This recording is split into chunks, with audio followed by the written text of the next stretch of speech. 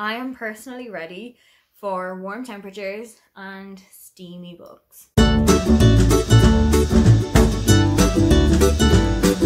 Hi, welcome, come on in. My name is Aoife and today I am taking you through all of the books that I am hoping to read this summer. Again, the 75% rule that I set myself at the start of the year is going to apply. So if I haven't read at least 75% of the books that I'm going to talk to you about today, we need to come up with a little forfeit for myself. First on the list is the first Bridgerton book by Julia Quinn. This is a copy that I have had for such a long time. I think I got this at like the start of the year. I have a little thing where I have to read the book before I watch the adaptation, no matter what the adaptation is. I've heard a couple of people say that this does not stick very heavily to the source material. Maybe you shouldn't read it. Maybe you should just go in. And I don't know if that was just them saying it so that I would watch the damn program, or if it's actually true and this does not stick very heavily to the source material. However, I'm still going to give it a try. I'm going to give the first book a try. I've also got a copy of the second one on my shelves under here. And if I get to the two of them, I'm going to watch Bridgerton in a full day over the summer period. Next up is Love and Other Disasters by Anita Kelly. This is one that a friend of mine read it, loved it, and said, I'm going to give you a copy of it at some stage when we see each other again, or the next time that you're over home, or if I'm coming to visit you. But then I was like, I can't wait that long. I want to get a copy of it for myself because the themes in it genuinely scream out Aoife. This book follows Dahlia, who is going through a divorce and decides to completely reinvent herself and applies to appear on a cooking TV show. It also follows London, who is the first ever non-binary contestant that this TV show has ever experienced. And their relationship starts to heat up not only on camera, but also off camera.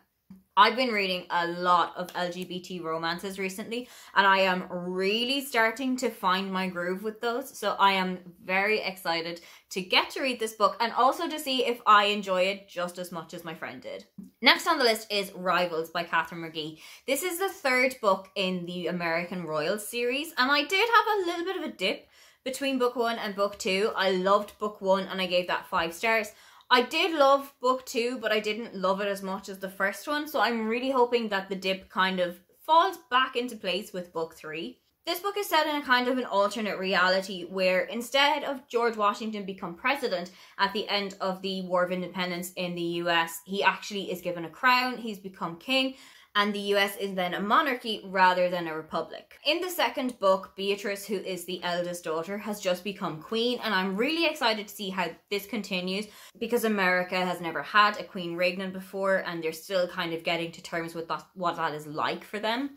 But I'm also really excited to see what the kind of side characters are going to be up to because, as you can imagine, when a book is called Rivals, there's going to be some kind of aggro between some of the characters, and I'm really interested to see who and what that aggro is. I'm also very intrigued to check in on my girl Nina, who has been kind of dragged into drama so many times just from having been Prince Jefferson's ex-girlfriend, and I am very hyped to see how life is going for her. Next is the one book that I did not get to in spring of this year, and that is Reputation by Lex Croucher. I was supposed to read this as a buddy read with my friend Ross, who runs a blog called The Royal Bookshelf. I think he has already read it, and if he hasn't, I'm going to ask him if he would like to buddy read it again and give myself a little bit of accountability this time.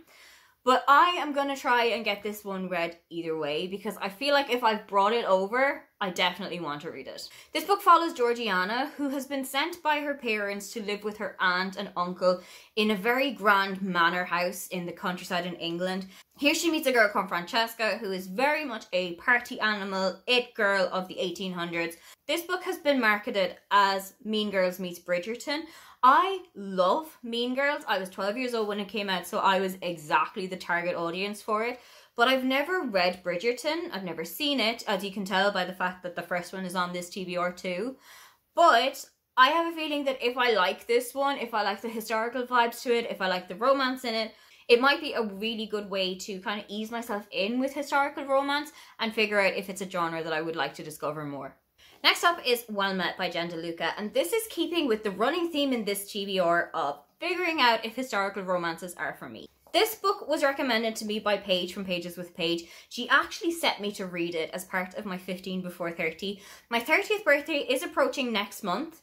I have not read as many of the books on that list as I was initially hoping that I would have by this stage of the year. So I really have got to put a fire underneath myself and get a couple more of these read.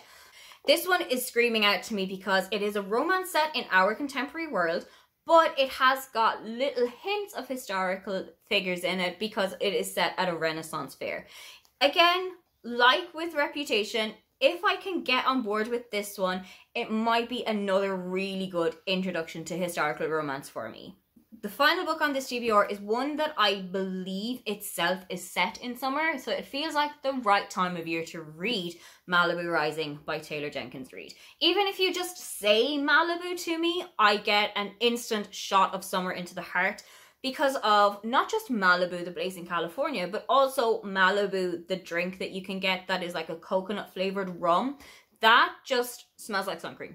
This book is following the Riva family who have been having a party at their house and all of a sudden everything catches aflame. Like literally there is a fire in the house. And one of the husbands from Seven Husbands of Evelyn Hugo also makes an appearance in this book. I've heard several times that that has happened. I was gifted this copy by Aoife from Words of Clover for my birthday last year, and that is how long it has sat on my TBR, but now I feel like it's the right time to tick it off. Those are 6 of the books that I am going to make a priority for the coming months. Are there any of these that you think I should start with, or what's on your summer TBR? Don't forget to like and subscribe because I have new videos up every week. Now, get on out of here.